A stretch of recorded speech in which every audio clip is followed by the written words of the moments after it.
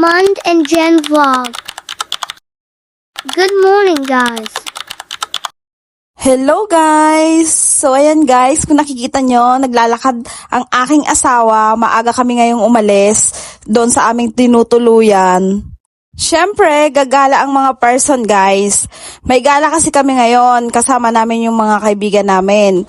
Pupunta kami doon sa Taichung. So medyo matagal-tagal guys ang biyahe namin. Siguro almost 1 hour, ganon. Ayan yung video kung nakikita nyo.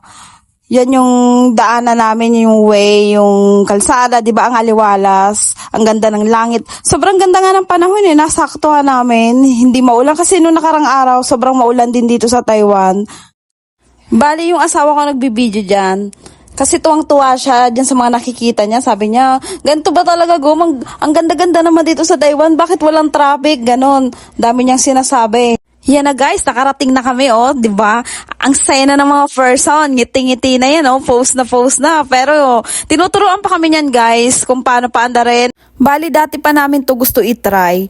Kaso nga lang, ngayon lang kami nagkaroon ng time. Ngayon lang talaga kami guys magkakaroon ng time kasi nga Chinese New Year, may bakasyon kaming 1 week. Sakto naman, nagbakasyon dito si Raymond at si Ate Dea. Yun, napag-usapan namin na pumunta na nga kami dito para ma-try itong ATV na to. Bali pala guys, pag halimbawa gusto nyong itry to, sa Taichung to, bali ang bayad sa isang sasakyan, yung pag solo ka lang, pag gusto mo lang solo ka, 450. Pag dalawa naman kayo, na doon sa isa, 750. Bali kami, ng asawa ko, ang kinuha namin, isa lang. Kasi iangkas niya lang ako. Kasi nga, di naman ako marunong. Sabi ko, turuan niya na lang ako.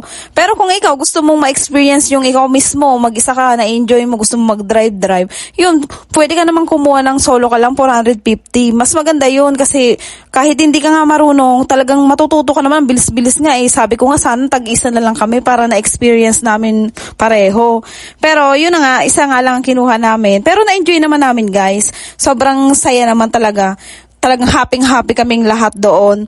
Bali guys, yung halimbawa gusto nyong pumunta dyan, halimbawa gusto nyong mag-commute, hassle kasi yun. Mas maganda na may mga kasama kayo, kumuha na lang kayo ng isang van. Tulad namin, nagrent na lang kami ng isang van para makatipid. Pero kung ikaw gusto mo talaga na mag-commute, pwede naman. Pero hindi ko kasi alam kung paano mag-commute. Kasi mas mahirap yun, pagod ka. Pag may sasakyan ka, nakaupo ka lang. Pagkatapos nyo pumunta dyan, nakaupo ka na, nasa loob ka na lang ng van. Wala kang iisipin. Pero pag commute ka, sobrang daming hassle. May bababa ka sa ganitong station, bababa ka sa ganito.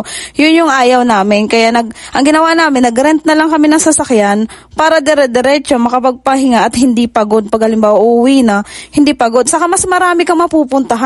Itong binibidyo ko ngayon, itong ATV, first stop lang namin yan. Bali, meron pa kami mga pupuntahan dyan. So, ang nangyari kasi guys, pag mga ganyang tour, kung gusto talaga ninyo mag-tour, halimbawa, nagbakasyon kayo dito, mas maganda na mayroon kayong i-rent na sasakyan. Tapos, pwede kayong magtanong sa kanya kung anong mga magagandang spot dito. Pwedeng ganon, tas sasabihin nyo sa kanya na dun nyo gusto. Mas maganda yung ganon. Hindi yung mag-commute kayo, talagang hassle yun. Kung balak nyo magbakasyon dito sa Taiwan at gusto nyong gumala, ganun ang gawin nyo, mag-rent kayo. Mas maganda yun, hindi hassle. So hanggang dito na lang. Bye-bye!